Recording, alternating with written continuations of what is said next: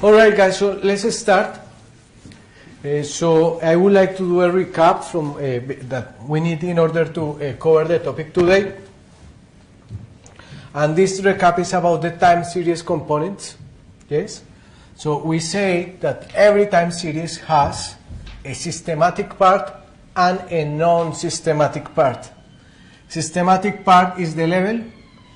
Could you please tell me what is the level? What the level is? What the level is, guys?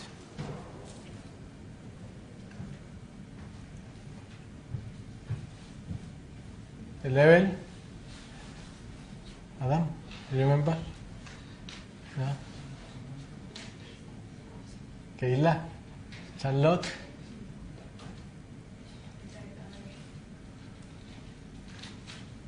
Davina? Is it the average? Yeah, that's correct. That's the average. We said that it has as well a trend.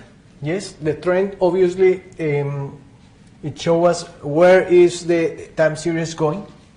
And also we said that the systematic part has a seasonal component or a seasonal pattern that obviously is based on seasons.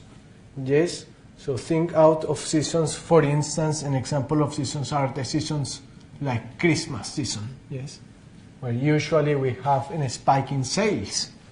Yes, so this type of seasonal patterns, we have this type of seasonal patterns like in every or almost every time series. Yes, so obviously we can find time series that do not have seasonal patterns, but most of the series in economics do have a seasonal pattern.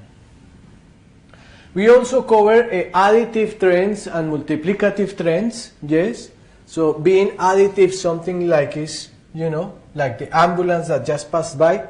Yes, ta ta ta ta ta ta ta ta ta ta ta ta. Yes, that is an additive trend. Yes, and if we have something like Mozart, yes, you have ta ta ta ta. Yes, it's something that is actually multiplicative. Yes, come back. Lower tone to a very high pitch, yes. So you can see that it changes a lot, the wave, yes. So if we have a time series in which the waves are multiplicative, we can see the observations increasing or decreasing, yes, or decreasing. So we have these time series components. We have them all here. I think this slide is key for you. I think I did like a question about this last year. Yes, I asked like to determine what was certain component. Yes, so here we have different types of, the example of multiplicative is around there. Yes, you can see here that multiplicative obviously starts increasing, but also can go decreasing. Yes, it could be like a multiplicative seasonality. This one is the additive, as you can see, is the same. There is not shape here, so this one is a non-seasonal. Yes, there is not seasons here. Here we can find seasons very clearly. Upward linear, so first is going upwards. Exponential look like this. Yes, it's a curve going up. Curve going up. Obviously we can have an upward exponential trend with multiplicative seasonality.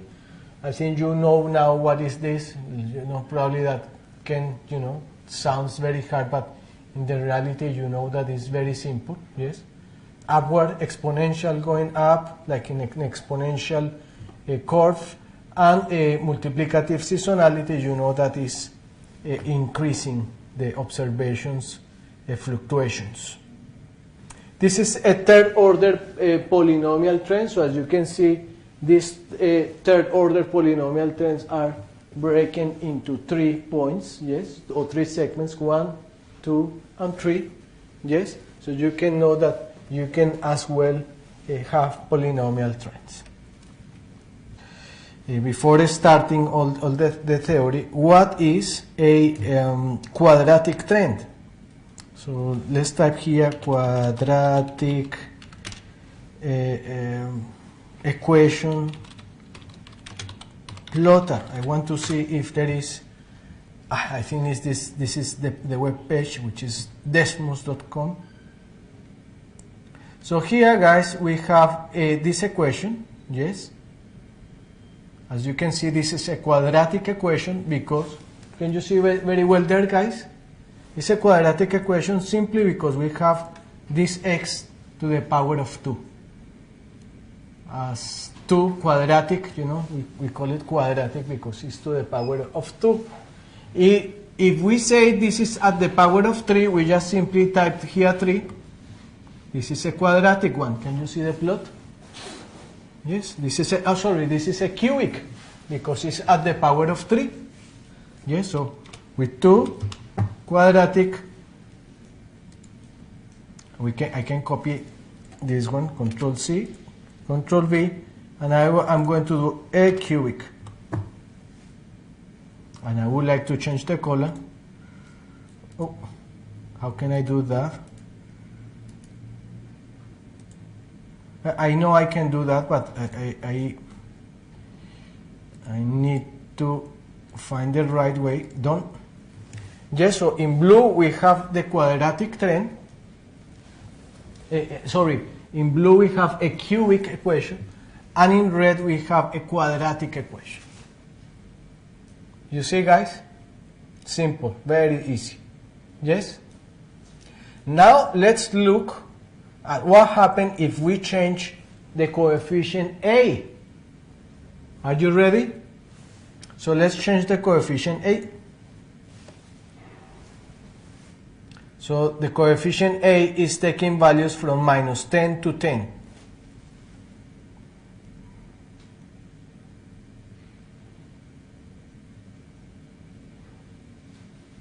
Yes? So actually what we are trying to do in like forecasting is to try to find the best coefficients A, B, and C. Yes? That is what we try to do. So let's now change B as well. Oh, let's stop this one and change B.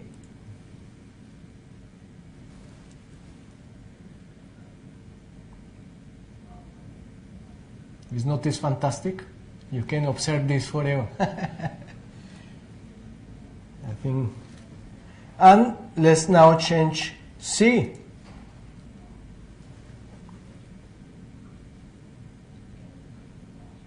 Yes? And now let's change everything at the same time. Is not this fantastic? Yes? So as you can see, what we are trying to do actually with a cubic regressions and quadratic regressions is to try to fit our observation using these equations. Yes, so these equations actually have the power of fitting our data in the best way. Yes, so that's all what we are doing.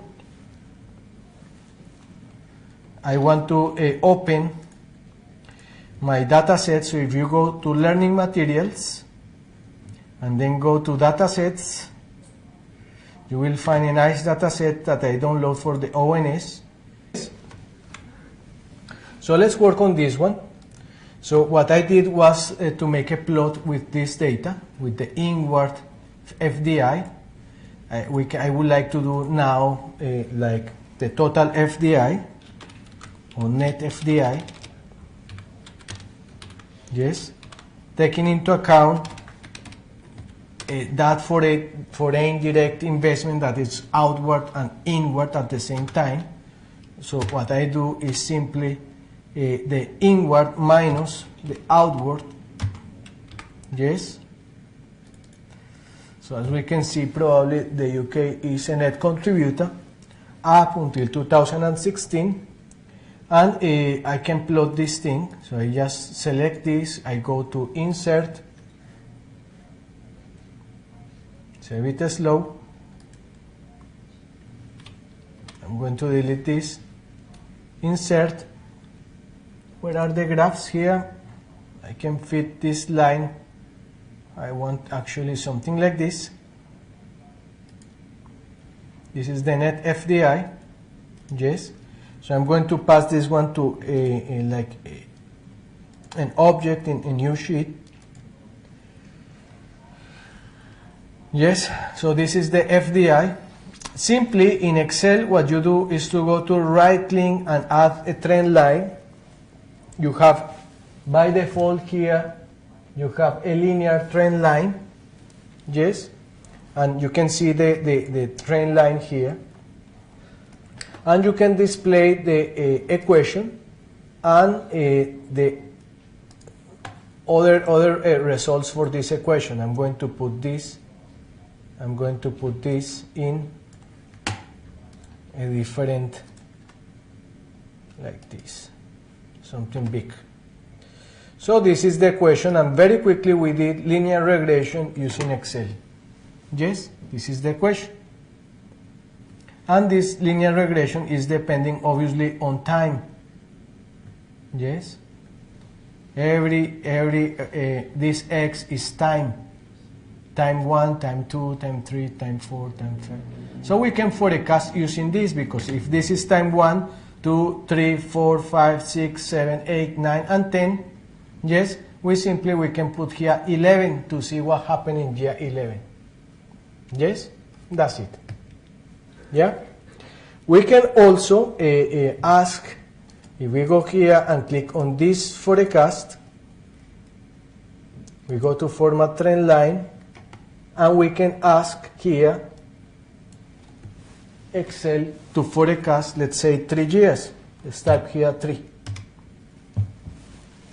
Yes, and it will do it for us. I will put this in a different color, so probably you are going to see more. This is our first forecast using linear regression using Excel. We can do the same using R, but I think in this case probably Excel has, is more like friendly for the user.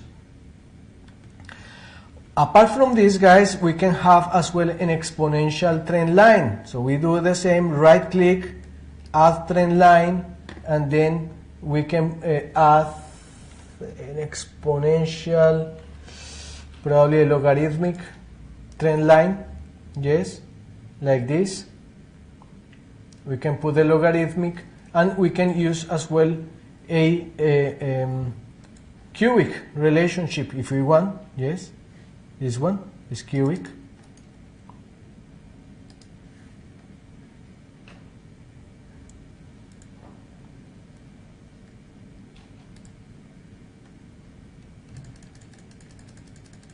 And we can ask as well to forecast 3 periods if we want.